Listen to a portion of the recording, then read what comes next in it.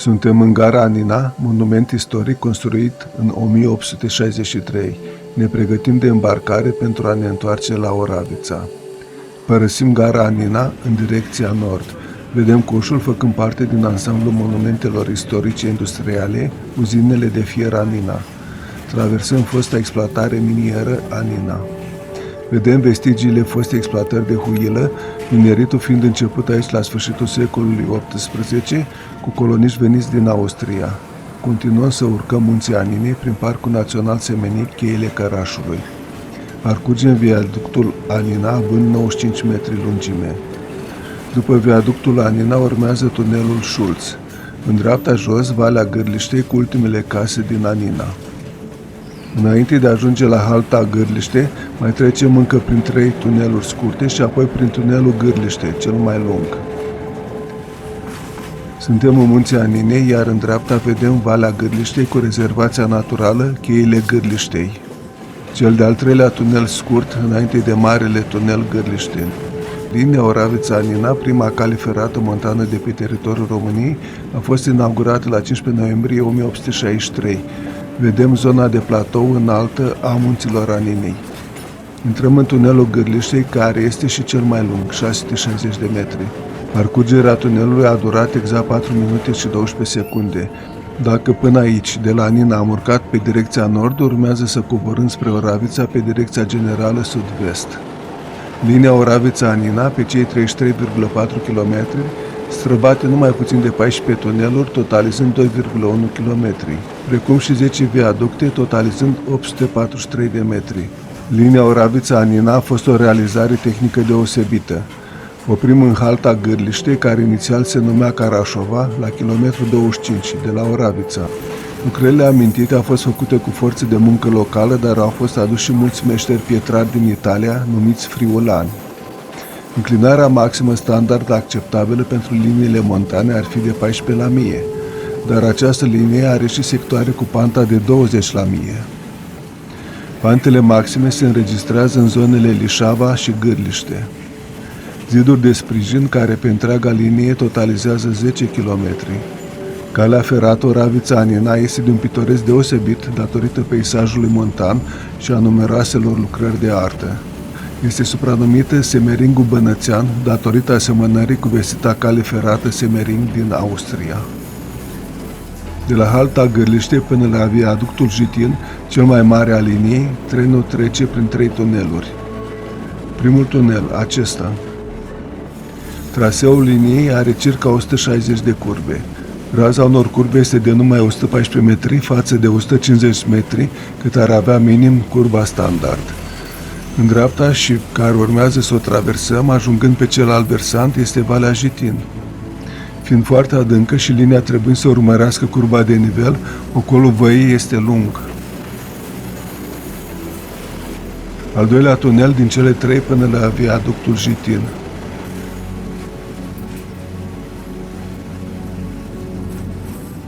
Al 3-lea tunel din cele 3 amintite. Viaductul Jitin este construit în curbă cu raza de 114 metri și este cel mai lung de pe traseu, 130 de metri. Viaductul Jitin. Suntem în tunelul Dolhov, primul din următoarele 3 dintre viaductul Jitin și gara Lișava. Tunelul Maniel.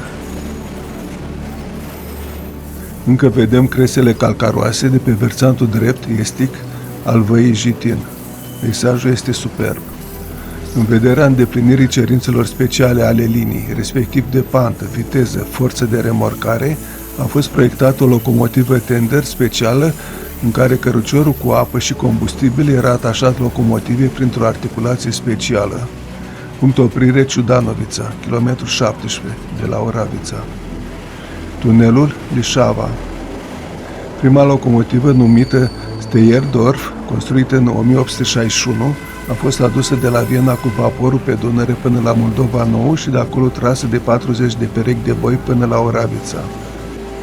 Gara Lișava, recent renovată, kilometru 16 de la Oravița.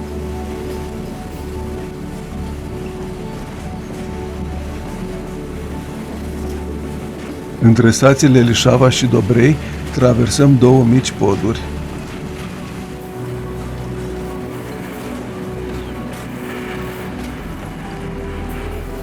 Un alt tunel și probabil ultimul sau primul dinspre Oravița.